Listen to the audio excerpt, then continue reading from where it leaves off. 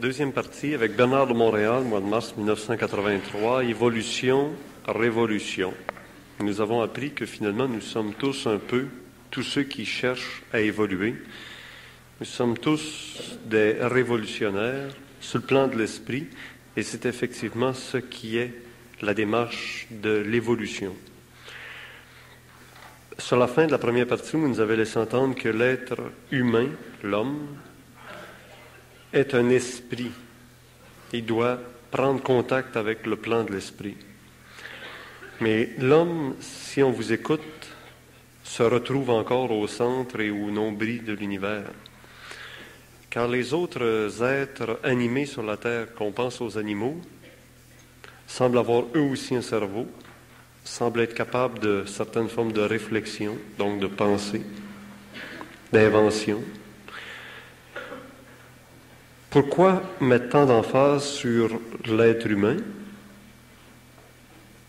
qui devrait retourner à sa source? Est-ce que l'animal sur la Terre n'est pas lui aussi un être muni des mêmes outils biologiques que l'être humain?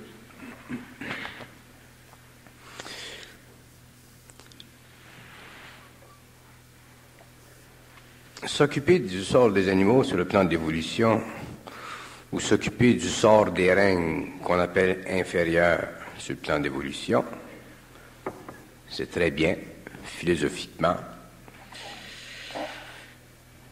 Mais si l'homme ne s'occupe pas de lui-même, si l'homme n'en vient pas à convenir avec sa propre réalité, comment voulez-vous qu'il convienne avec la réalité du royaume animal, du royaume de la plante, du royaume minéral?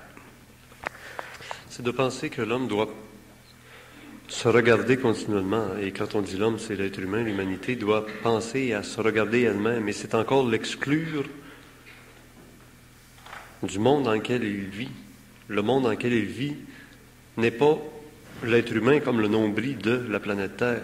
Il y a des insectes, il y a des animaux plus évolués qui existent sur la planète Terre. Il y a aussi les végétaux qui existent sur la planète Terre et qui ont tous été, finalement, au départ, le produit d'un esprit créateur qui les a créés, comme l'être humain. Ils ont tous une liaison plus ou moins grande avec les plans de l'esprit. Oui, mais ce ne sont pas ces règnes-là qui ont un problème. Les plantes n'ont pas de problème, les animaux commencent à en avoir un peu, et l'homme en a beaucoup. Et les problèmes qu'ont les animaux ou les plantes ou le minéral relèvent de l'homme. Tant que l'homme n'aura pas convenu avec sa réalité, les règnes inférieurs seront menacés dans leur évolution.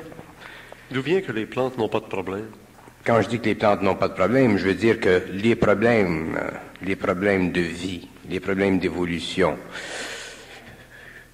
relèvent de l'incompétence, de l'intelligence de l'homme. Si l'homme était intelligent, créatif, les règnes qui lui sont inférieurs ne seraient pas affectés par son incompétence. Alors quand on s'interroge ou qu'on s'occupe de l'évolution ou du bien-être de ces règnes-là, c'est très bien, philosophiquement, et ainsi de suite, ça montre une sorte d'intérêt vital, une certaine sensibilité philosophique. Mais tant que l'homme ne sera pas arrivé à conscientiser son intelligence, tant que l'homme ne sera pas arrivé à sa réalité, quand il n'aura pas fait la connexion avec sa réalité invisible, son esprit, son double, appelez ça comme vous voulez, ce qui est de la terre, qui dans le passé a été très beau, deviendra très laid, très malade. Parce que le règne supérieur, la vibration la plus haute, domine toujours la vibration la plus basse. Donc votre question, elle est intéressante, mais elle ne mène nulle part.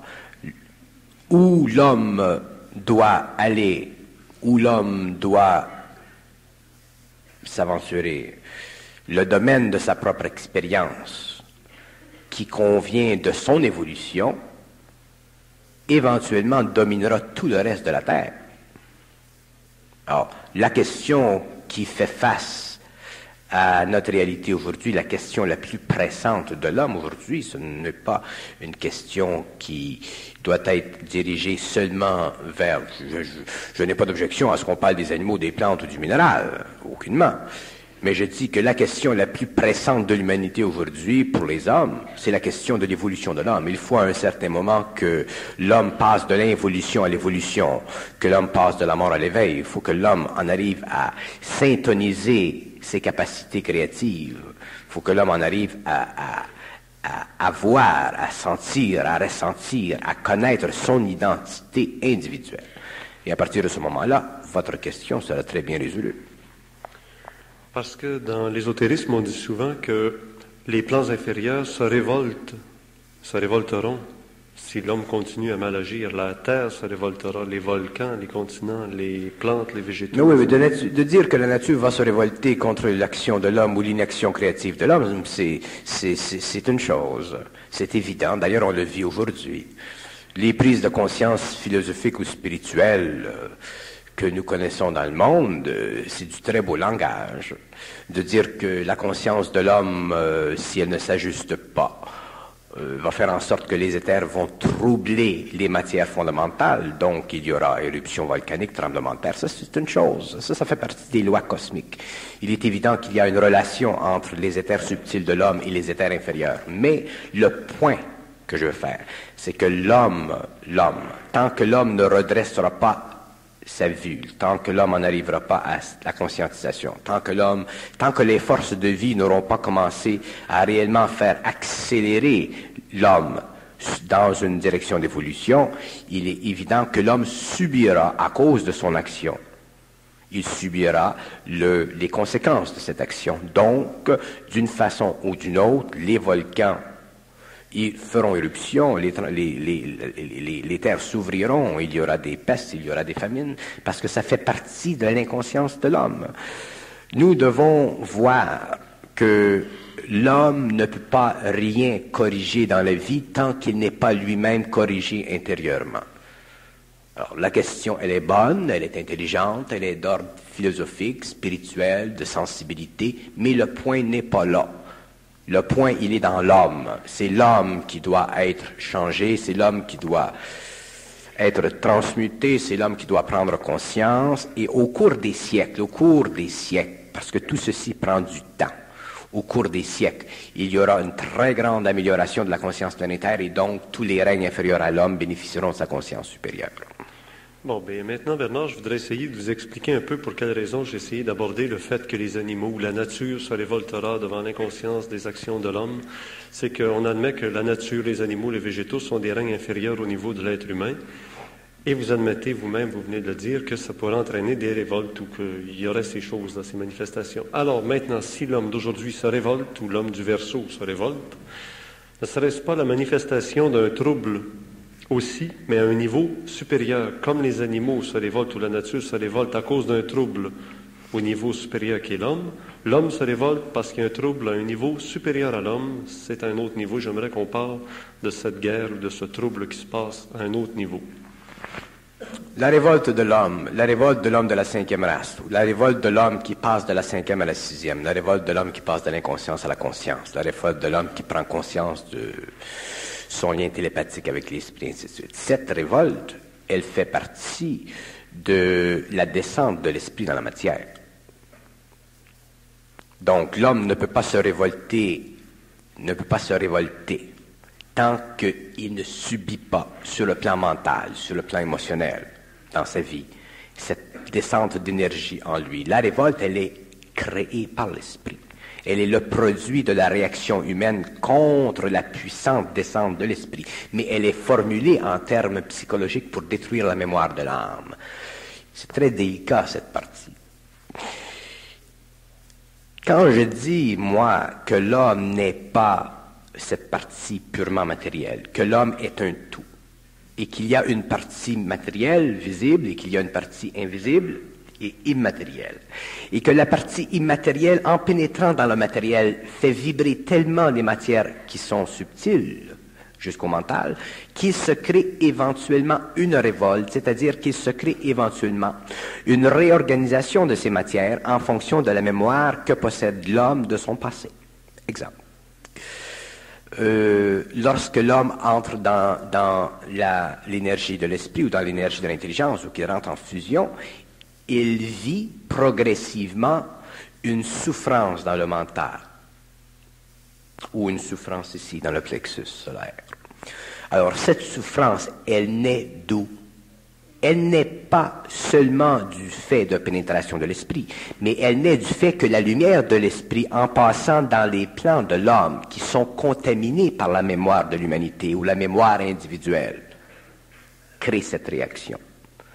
Donc, le développement de l'homme demain, sa révolte demain, n'est pas une révolte semblable à la révolte des plans inférieurs. La révolte des plans inférieurs, c'est une révolte qui est beaucoup plus philosophique que réelle dans le sens que l'homme peut le comprendre. Elle est beaucoup plus réelle, par contre, dans un autre sens que l'homme ne peut pas comprendre. Autrement dit, si nous, par exemple, si nous parlons du mouvement des forces volcaniques, si nous parlons du mouvement des forces terrestres, tectoniques, ces mouvements, ces forces, sont le résultat d'activités dans la Terre, des forces archaïques qui ne veulent plus perdre le contrôle de la matière. Autrement dit, les forces volcaniques, les grandes forces telluriques de la Terre ne sont pas sous le contrôle de la lumière. Elles sont sous le contrôle des forces archaïques. Alors, les forces archaïques, lorsqu'elles deviennent superactives à cause des grands mouvements qui se produisent, créent des échantillons de leur puissance dans la matière que nous, les hommes, à cause de notre inconscience, à cause de notre lien astral avec ces forces, par le biais de notre mémoire, nous sommes amenés à souffrir. Exemple, vous vivez en Californie, je vais prendre un autre endroit parce qu'on va dire qu'il a dit que c'est en Californie. Bon, si je prends un endroit, on va dire qu'il a dit que c'est là. Bon, en tout cas, vous vivez sur la Terre à un certain endroit. Si vous n'avez pas de conscience, autrement dit, si vous n'avez pas conscience avec l'esprit, avec votre intelligence créative, avec votre double, automatiquement, vous vivrez un karma quelconque, une conséquence d'un karma quelconque en fonction d'une activité tellurique. Mais si vous êtes en contact télépathique avec votre double, vous ne pourrez pas vivre cette activité. Donc, l'activité tellurique, planétaire, matériel des forces archaïques contre vous est totalement inutile. Donc, la Terre peut sauter, les volcans peuvent sauter, le tellurique peut devenir extrêmement actif, mais l'homme est toujours sécure. Donc, la révolte des règnes inférieurs est une révolte créée par le conditionnement de l'homme aux forces archaïques. Ce n'est pas une révolte qui naît nécessairement de la condition de l'homme. C'est une révolte qui naît de la condition du lien entre l'homme et les forces archaïques qui amène ces forces à agir contre lui pour son expérience astrale, son expérience planétaire. L'homme conscient de demain, l'homme du Verseau, l'homme des prochaines évolutions, quelle que soit la condition de la révolte, comme vous dites, sur la Terre, ne sera jamais affecté par les règnes inférieurs. L'homme de l'évolution ne doit pas être affecté par les conditions des règnes inférieurs. Les règnes inférieurs ont leur évolution. D'ailleurs, les règnes inférieurs existent pour la présence humaine. Tout ce qui est de basse vibration existe pour supporter les hautes vibrations en tant qu'espace et terre. Alors, ces conditions-là font partie de la réalisation dans la matière du travail des grandes forces archaïques. Mais l'homme, lui, doit en être libre. Alors, si l'homme est conscient, quel que soit ce qui se passe dans le domaine des plans inférieurs, dans le domaine des royaumes inférieurs, lui n'est pas affecté. Qu'il y ait famine, qu'il y ait radioactivité. La radioactivité, c'est une activité des forces archaïques, une des grandes d'ailleurs. Alors, la radioactivité, les famines, la décomposition, et ainsi de suite, tout ceci n'affecte pas l'homme parce que l'énergie du double supportera le mental, le vital, le physique et l'astral de l'homme contre toutes ces affectations. Parce que la vibration qui passe du double et qui entre dans l'homme est tellement forte que ces matières inférieures, leur radiation, leur pouvoir vibratoire ne peut pas affecter les corps de l'homme.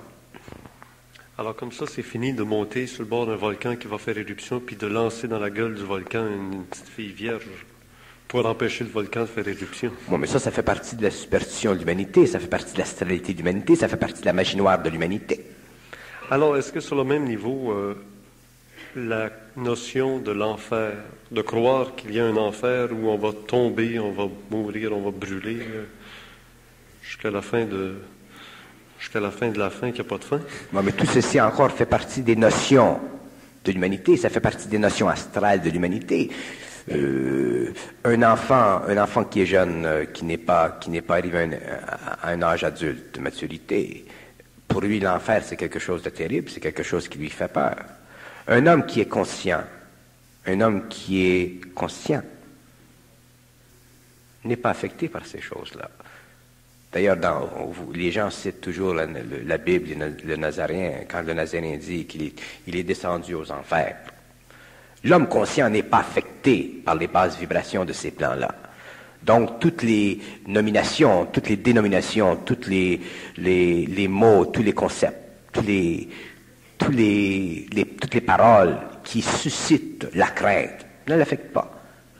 Parce qu'il est intégré. Ce qui crée la crainte chez l'homme, c'est le manque d'intégration, c'est le manque d'unité entre le physique, le vital, l'astral, le mental et le supramental. Si l'homme était intégré, il ne connaîtrait pas ses craintes.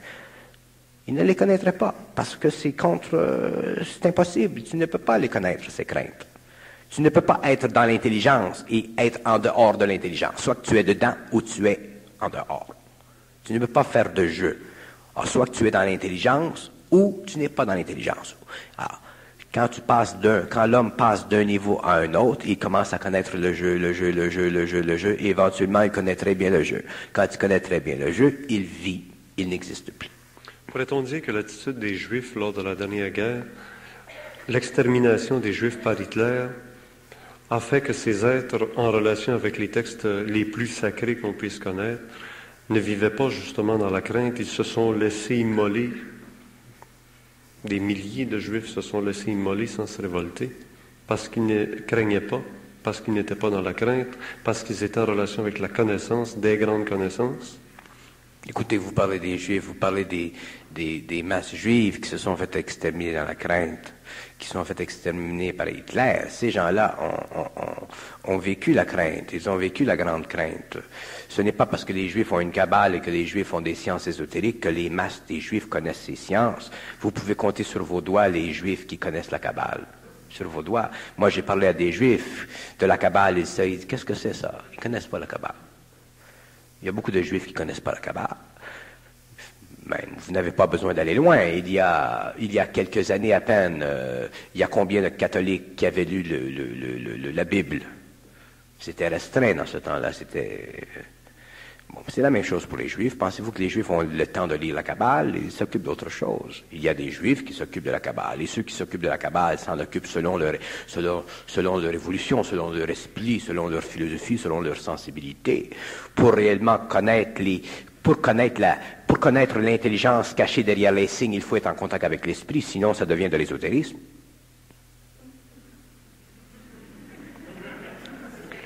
Dans la plupart des grandes traditions ésotériques, religieuses, etc., il est toujours fait mention que bientôt, c'est l'ère du Verseau, c'est le retour du Messie, c'est la venue du Messie, c'est le Manvantara qui se termine pour un nouveau cycle en Inde. Donc, qui que ce soit, quoi que ce soit, parle des mêmes réalités. Bernard nous parle à sa façon de cette même forme de réalité-là. Oui, qu'est-ce que vous voulez que je vous dise?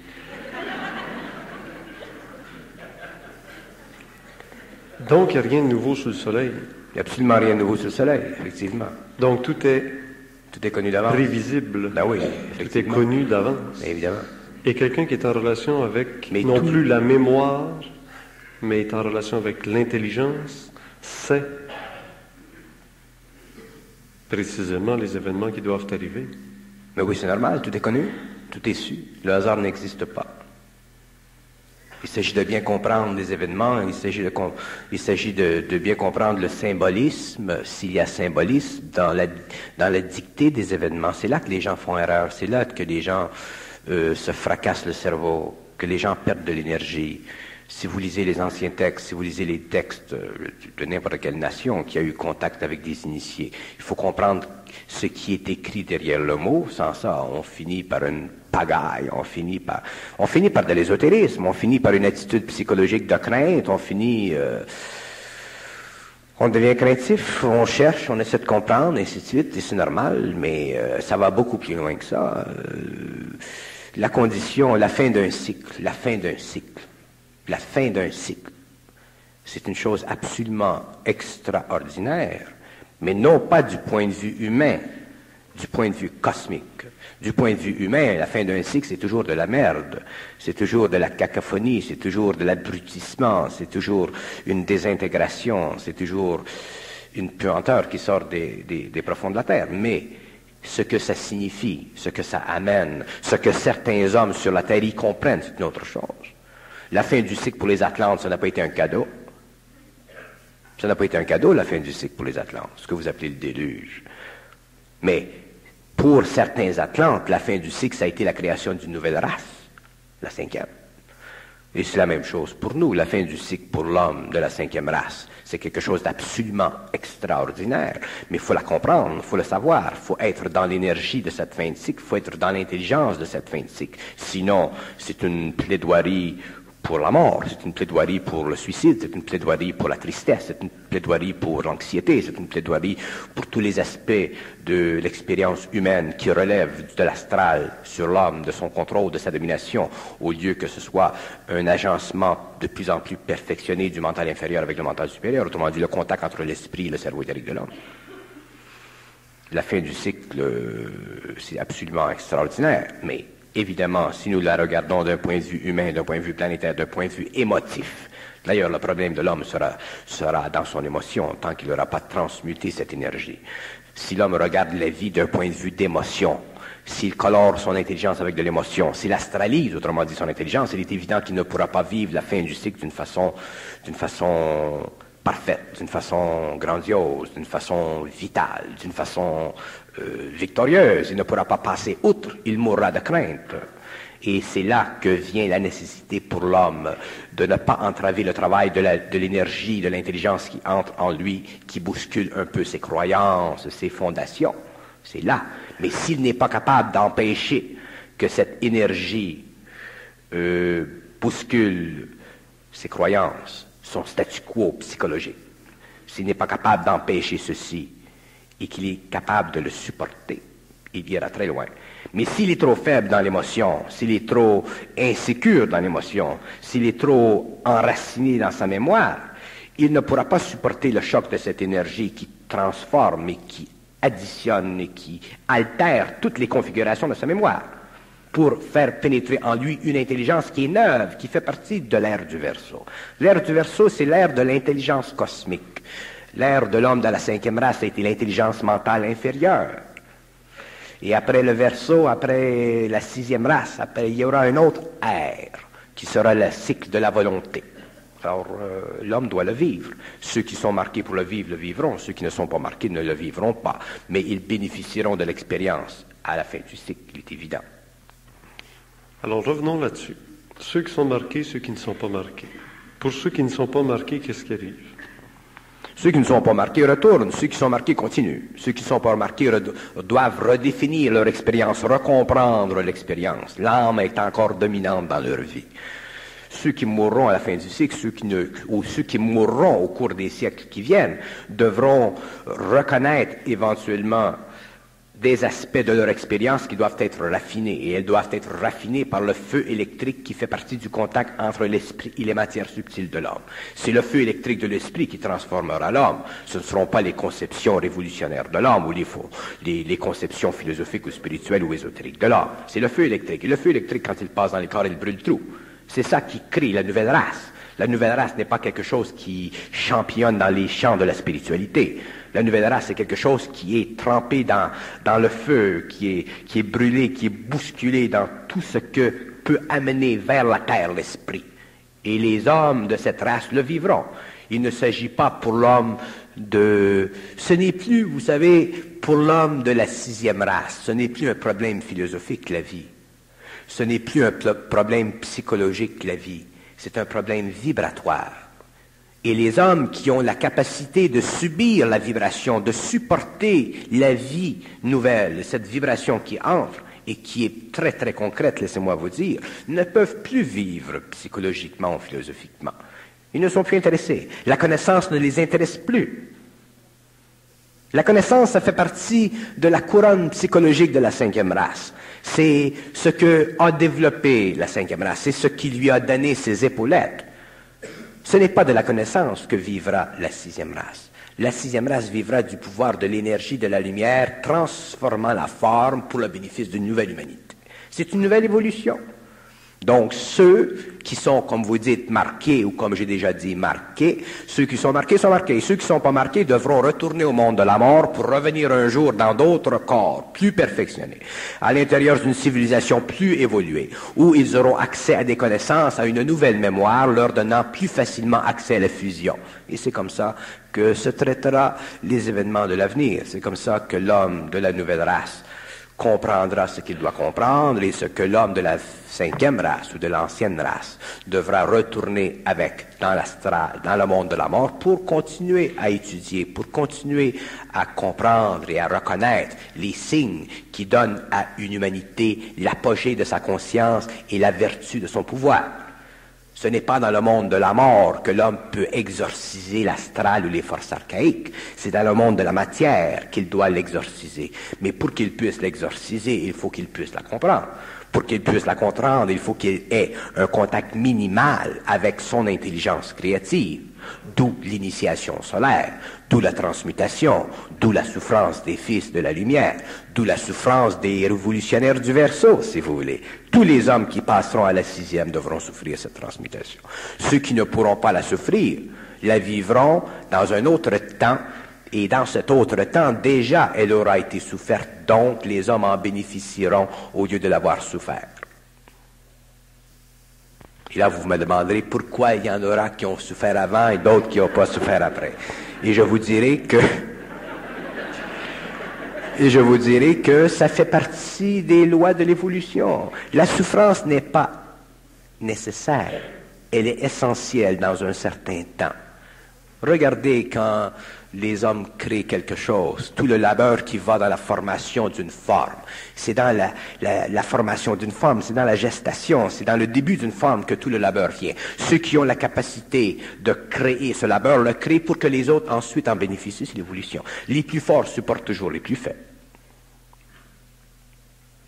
S'il n'y avait pas d'hommes forts dans la vie, à tous les niveaux, même dans la vie inconsciente de la 5e race, ce sont les hommes forts de la vie, les hommes forts dans tous les domaines de l'expérience humaine qui supportent les hommes faibles.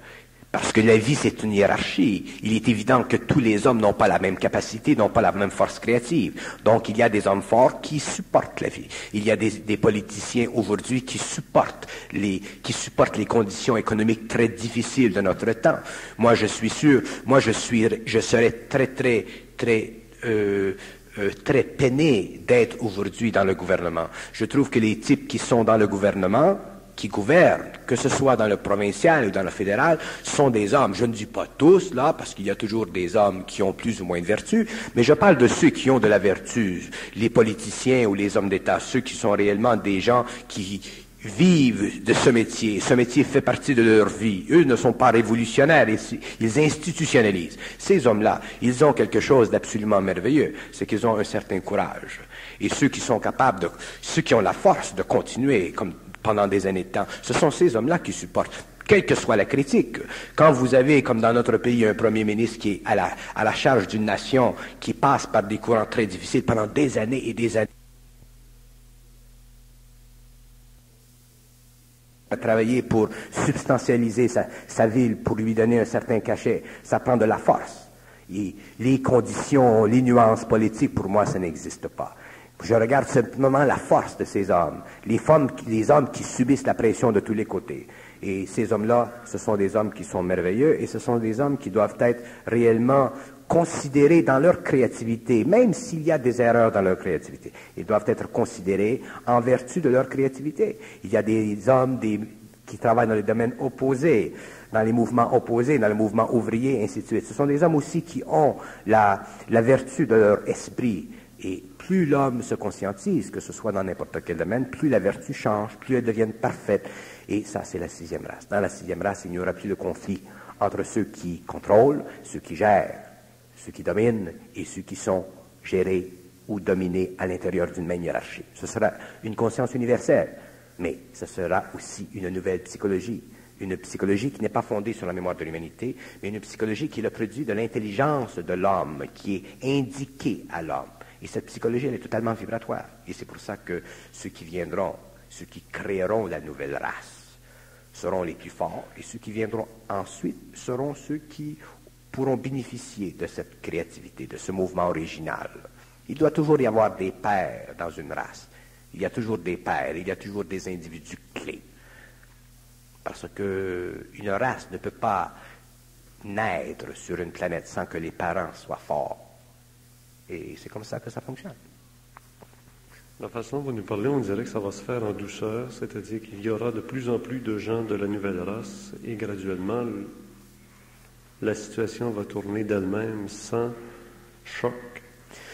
C'est-à-dire que les chocs existeront au niveau de la conscience planétaire, au niveau de la vie mondiale. Il y aura des chocs, c'est évident. Mais les chocs que connaîtra la sixième race seront intérieurs. C'est l'individu qui vivra les chocs. Ceux qui pourront subir ces chocs, autrement dit, j'appelle des chocs le contact de la lumière avec les plans inférieurs, ceux qui vivront ces chocs, qui seront capables de passer à travers ces chocs, auront cette fusion, cette connexion avec l'intelligence. Et automatiquement, ça continuera parce que les chocs vont amener de l'intelligence va amener de la connaissance va permettre aux hommes d'avoir une nouvelle mémoire, de se créer une nouvelle mémoire, une mémoire qui est créative au lieu d'une mémoire qui est purement statique et dynamique en même temps. Ce sera une nouvelle mémoire. L'homme pourra pousser les frontières de l'absolu. Moi, j'en ai une expérience parce que je le vis dans mes séminaires, je le vis dans mon contact avec le public. Je le vis quand on me questionne sur telle chose ou telle chose. Et moi-même, aujourd'hui, je suis habitué, je n'en souffre pas tellement, mais moi-même, quand je pousse les frontières de l'absolu, je pousse et je pousse et je pousse, je vis le choc vibratoire de l'énergie créative sur mon corps mental. Je le vis. Parce que l'homme vit un mécanisme automatique qui lui fait se demander, mais qui suis-je, moi, pour parler ainsi? Qui suis-je, moi? Ça, c'est l'ego. Et ça prend des années et des années avant que l'ego puisse canaliser l'énergie de l'intelligence et ne pas souffrir, c'est-à-dire ne pas avoir à se demander, qui suis-je, moi, qui parle ainsi? Une fois que l'homme n'a plus ce problème-là, à ce moment-là, il peut pousser les frontières de l'absolu. Il peut dérégler le cadran de la mémoire humaine et le régler à une autre heure. Et l'heure à laquelle il le règle, c'est l'heure de la nouvelle race. Donc, les conditions du réveil sont dictées par l'intelligence et ne sont pas dictées par la mémoire de l'ancienne civilisation. L'utilisation à outrance des drogues. Pardon? L'utilisation à outrance des drogues dans notre civilisation actuelle. Oui. Elle serait le symptôme de quel... Le phénomène de la drogue, c'est très intéressant. Il y a le côté social de la drogue.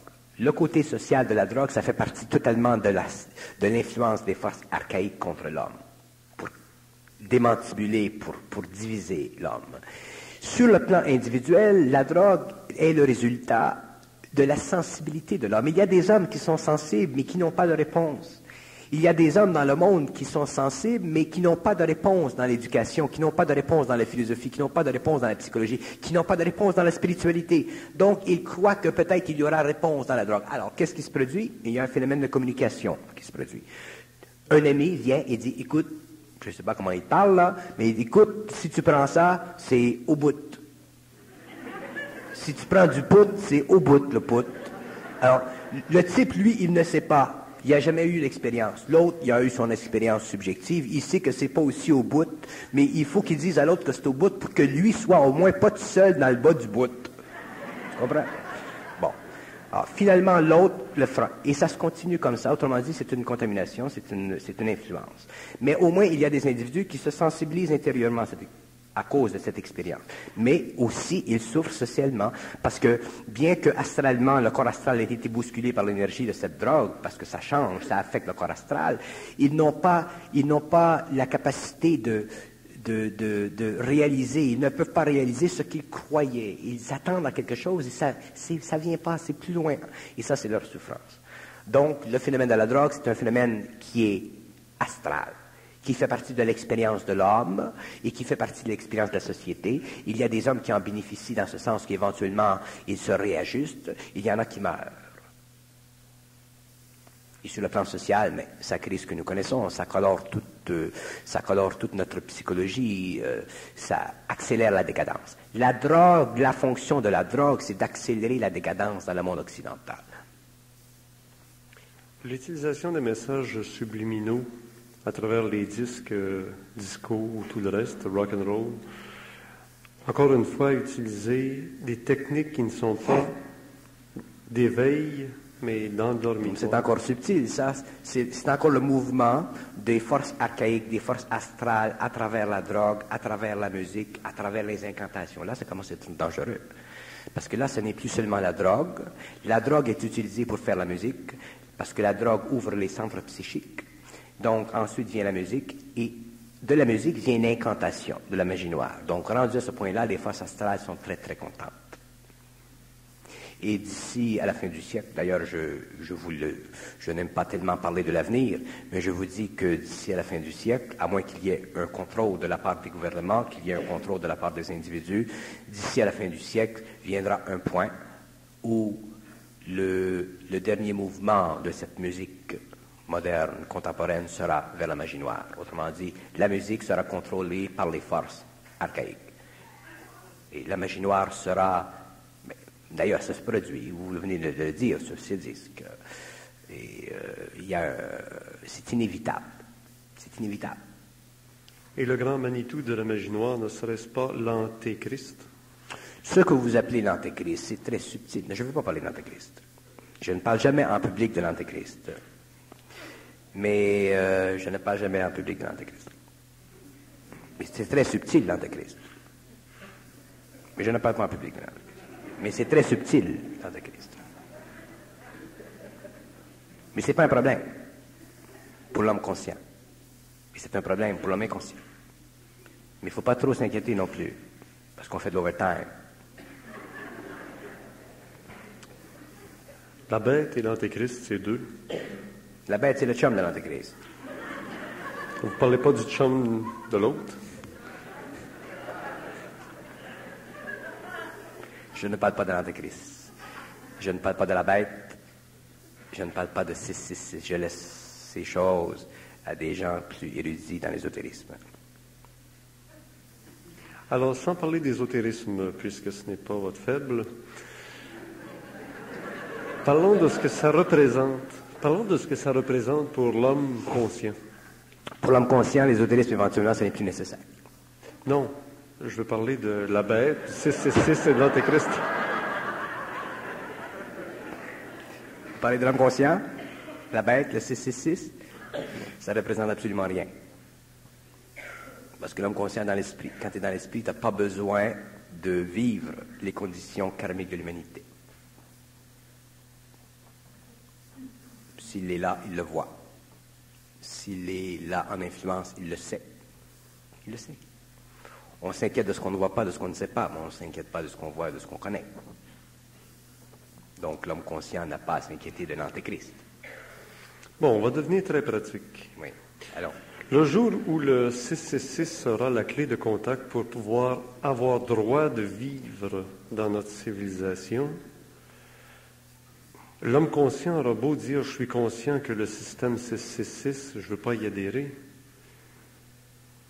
Mais s'il ne veut pas y adhérer, il se retrouve ou en prison, ou il perd la tête de sur les épaules, ou il s'en va se cacher dans le bois. L'homme conscient se retrouve dans le bois. N'oubliez pas que lorsque je parle de l'homme conscient, je parle de l'homme qui aujourd'hui se conscientise et qui demain sera en contact avec les terres. Quand je parle de l'homme conscient, je parle de l'homme qui a contact avec l'éthérique, je parle de l'homme qui a contact avec les forces de de son double. Je parle de l'homme qui est capable de neutraliser l'homme matériel. Je parle de l'homme qui est capable de, par sa volonté, neutraliser la matière. Quand je parle de l'homme conscient, je parle de l'homme qui, demain, à cause de sa fusion, pourra faire éclater l'atome par son esprit. Donc cet homme est totalement libre. Il n'y en a pas gros comme ça aujourd'hui.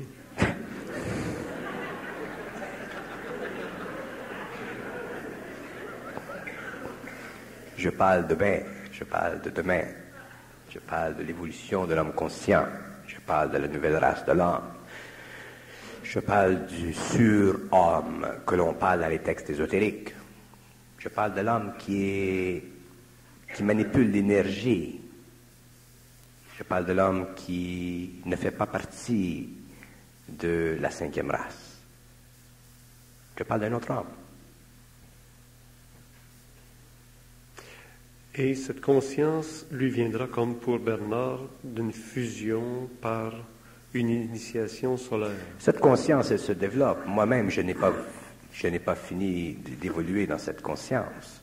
Cette conscience évolue et elle évolue et elle évolue et elle évolue et elle évolue. Et lorsque elle a atteint son point culminant à l'intérieur d'une certaine catégorie d'activité qui doit être véhiculée à travers cet homme, elle passe à un autre niveau de vibration. La conscience de l'homme, elle est sans fin. C'est le travail qu'il fait avec qui est conditionnel à l'histoire.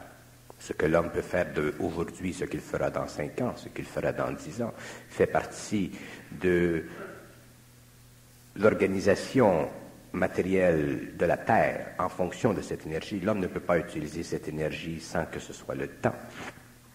Est-ce que cette énergie pourrait être comparée à la magie blanche? Vous avez parlé de la magie noire tantôt, des incantations, etc. Mais il existe des clés en ésotérisme, entre parenthèses, qui donnent des pouvoirs grâce à la magie blanche. Oui, mais la magie blanche, c'est le côté positif de l'astral.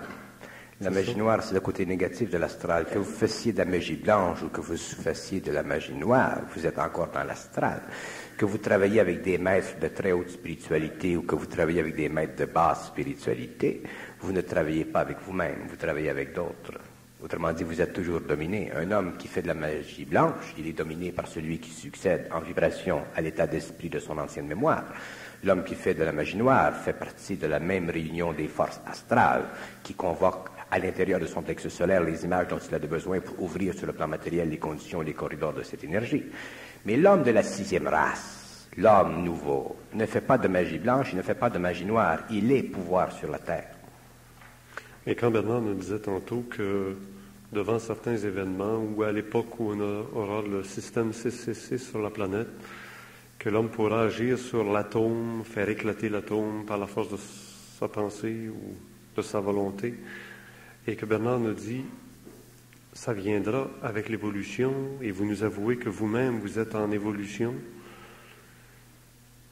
C'est donc que ce n'est pas vérifiable encore. C'est une forme de prétention ou une forme d'espoir, une forme de croyance, finalement.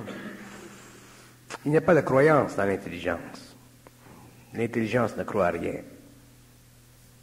L'intelligence exprime absolument l'avenir ou le passé.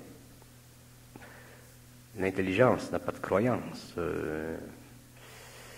L'intelligence, elle est créative. Elle voit loin. Puisque c'est l'énergie de cette intelligence qui est à la base de la nouvelle évolution. Ce que cette énergie manifeste sur le plan matériel en termes de connaissance fait partie de cette évolution. Il ne s'agit pas pour l'homme de croire, il s'agit de l'homme de savoir. Et savoir n'a rien à faire avec la subjectivité de l'homme. Savoir, c'est un état d'esprit. Un homme qui sait n'a pas de choix, tandis qu'un homme qui croit a un choix. C'est pourquoi l'intelligence n'est pas un cadeau. La connaissance, oui, mais pas l'intelligence. L'intelligence, ce n'est pas un cadeau. C'est une condition de vie, c'est un état de vie, c'est un état d'esprit. Un homme qui est dans son intelligence ne peut pas dire ce qu'il veut, il doit dire ce qu'il doit. Et ce qu'il doit ne convient pas toujours à l'ego. Et si l'ego bloque ce qu'il doit dire, il sera amené à un autre niveau de vibration pour qu'il ne bloque pas ce qu'il doit dire. C'est ça l'intelligence. Ça fait partie de la force créative à l'intérieur de l'homme. Alors, pour quelle raison vous ne pouvez pas nous parler de la bête? Je ne vous parle pas de la bête parce que si je vous parle de la bête, vous allez faire des formes avec la bête comme vous faites des formes avec tout ce qu'on peut parler. D'ailleurs, parler de l'Apocalypse, ça ne m'intéresse pas, moi, l'Apocalypse. Vous autres, ça vous intéresse parce que vous pensez à ça, mais vous êtes, dans une sorte de recherche spirituelle, vous essayez de vous situer vis-à-vis de ce qui se passe dans le monde. Moi, l'Apocalypse ne m'intéresse pas. C'est pas l'Apocalypse qui m'intéresse. Ce qui m'intéresse, c'est 2000, 2100, 2500, 2600 après. C'est pas le temps aujourd'hui. L'Apocalypse, j'ai pas d'intérêt. Qu'est-ce que je voulais que je m'intéresse à l'Apocalypse? L'Apocalypse, pour moi, ça fait partie de l'évolution de l'Apocalypse. Je suis pas intéressé à l'Apocalypse. L'Antéchrist, la bête. Non. Ça me dit rien, ces choses-là. Je les comprends, mais ça me dit rien. Ça m'intéresse pas. Ce qui m'intéresse, dans un sens en particulier, ce qui m'intéresse, c'est de parler de l'avenir, pas de parler du présent. Mais vous êtes conscient, Bernard, que vous êtes un rare comme ça? Bon, je ne suis pas un cadeau, c'est évident. Je suis content que je ne suis pas un cadeau. Puis je suis conscient que je ne suis pas un cadeau, mais je ne peux pas faire autrement que ce que vous voulez que je vous dise.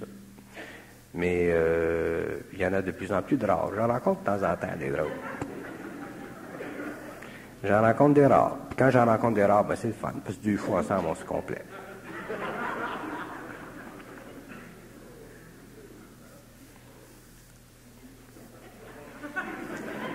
J'aimerais ça en connaître un autre, là, puis on les écouterait se parler les deux ensemble, ça serait pas pire. C'est pas moi qui était normal. De quoi ils se parleraient?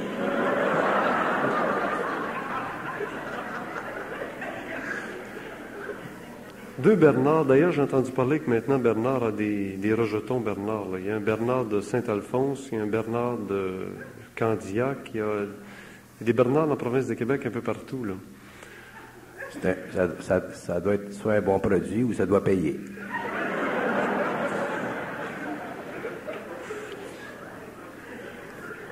Bernard ne parle que jusqu'en 1984. Sans parler de la bête, sans parler de l'Antéchrist. On n'osera pas imaginer des choses, là. Mais pourquoi jusqu'en 1984 et pas plus? Je suis fatigué. Je me repose. Mais quand on arrive dans l'intelligence où on agit sur l'atome, on est sans doute capable d'agir sur son état de santé et son état de fatigue. Je travaille fort. Non, je fais faire d'autres choses. Je ne peux pas toujours faire ce que je fais. Il faut que je change. 84, je cesse de faire certaines activités. Ensuite, je commence d'autres activités. Mais si vous parlez de 84, là, il y a des gens qui vont s'imaginer qu'il va se produire toutes sortes de choses en 84. Il ne va rien se produire en 84. Les gens pensent, les gens font de overtime, le monde. Les gens, c'est pas moi qui est comme ça. Pas plus qu'en octobre 82, il devait se produire quelque chose à cause de l'alignement des planètes. C'est ça. Ben, les gens font de overtime. C'est effrayant, l'imagination de l'homme. C'est extraordinaire. Ça me bouleverse. Je trouve ça absolument fascinant.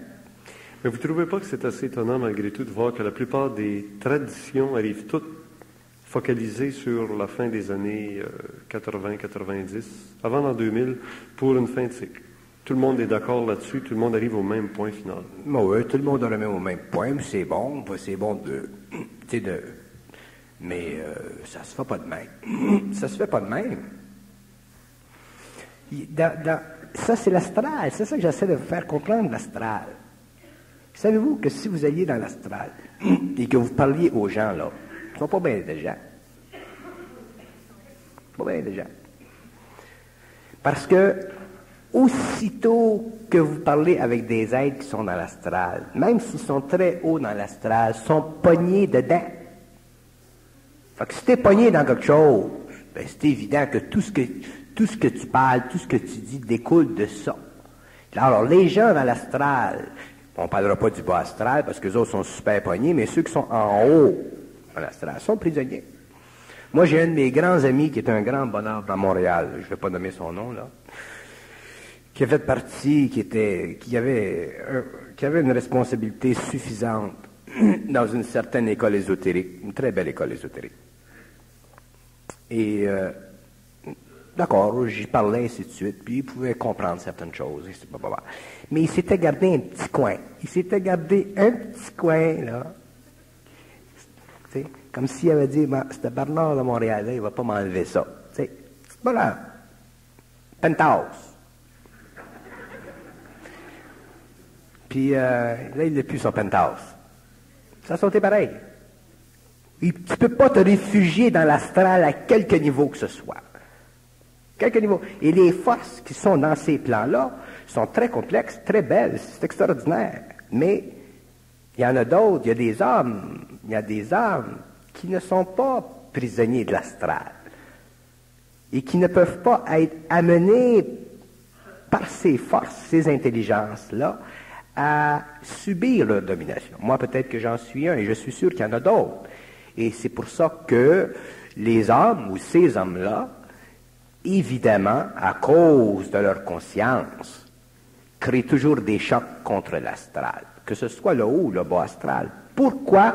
Parce que l'homme demain ne doit plus être dominé de l'extérieur. L'homme demain doit être capable de lui-même, individuellement, selon sa capacité d'absorber l'énergie de l'intelligence qui est infinie, de repousser les frontières de l'absolu. Ne pas être dicté des limites de l'absolu, comme l'astral nous dicte des limites de l'absolu, selon la religion ou selon la secte ou selon la société ésotérique à laquelle on appartient. Alors pour les hindous, c'est une chose, pour les autres, c'est une autre chose. Il y a 4, 5, 10 différentes sortes de dieux. Ça tient plus de bout. C'est de l'insulte à l'intelligence de l'homme. Alors, mais c'est l'homme lui-même qui deviendra ou qui doit devenir son propre procureur. Son propre procureur.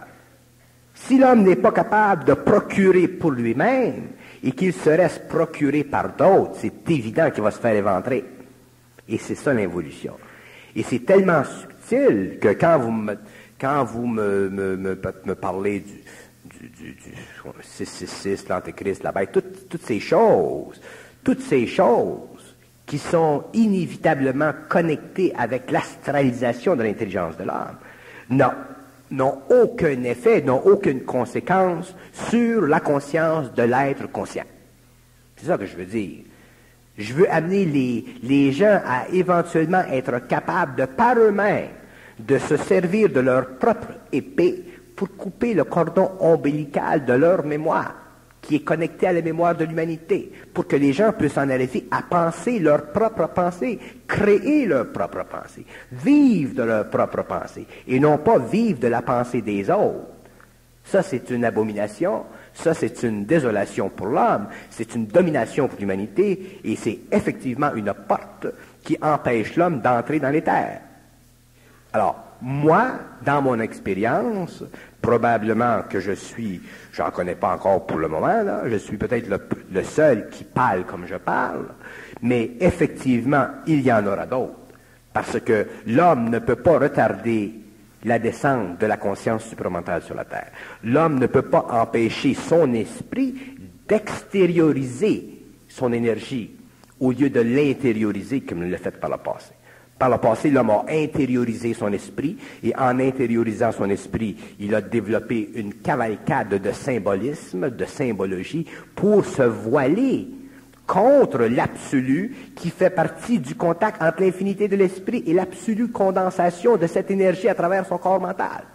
Alors l'homme, un jour, devra être capable, et ça fait partie de l'évolution, devra être capable de repousser les frontières de l'absolu. Ça, c'est le contact de fusion qui permet ça.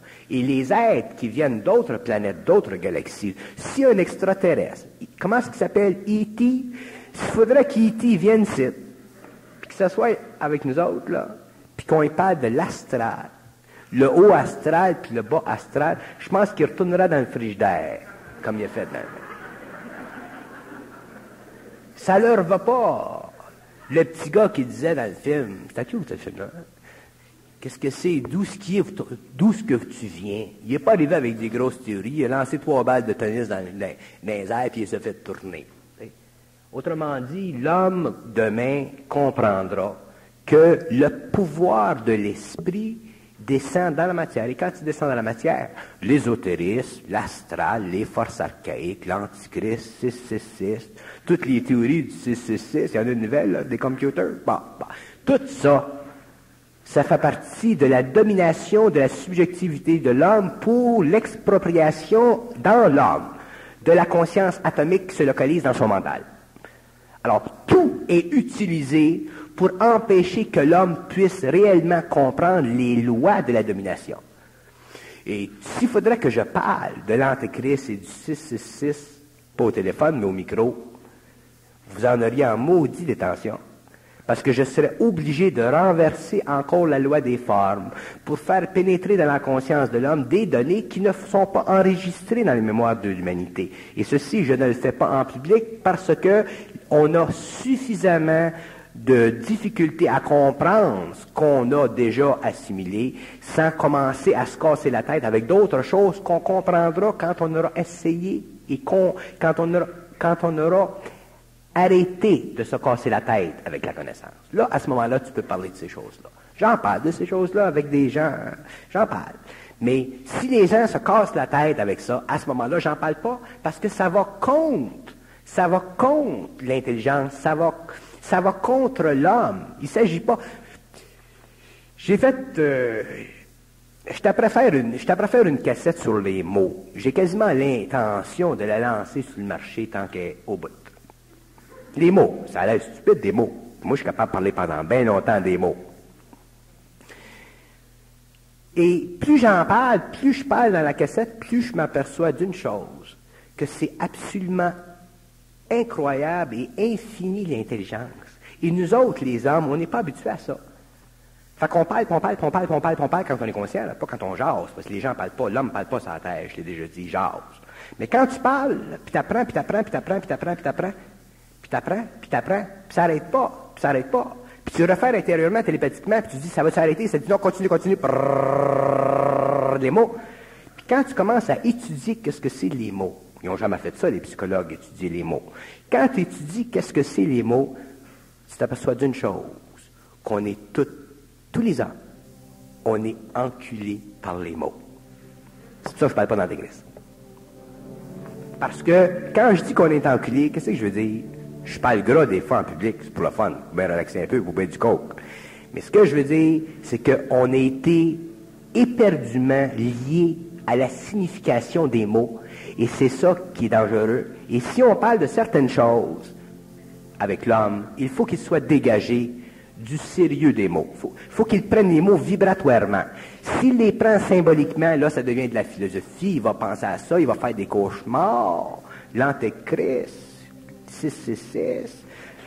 Fait qu'à ce moment-là, qu'ils lisent des livres sur ceux qui ont la vibration pour le faire. Moi, je ne l'ai pas la vibration pour le faire. J'aime ça parler de l'Antéchrist. Puis du 666, c'est le fun. Mais il ne faut pas me prendre au sérieux. Le mois prochain, Bernard, on pourrait parler des mots. Les mots MAUX, des mots MOTS. Les mots MOTS. Les mots amènent les mots MAUX. C'est ça. Merci, Bernard de Montréal.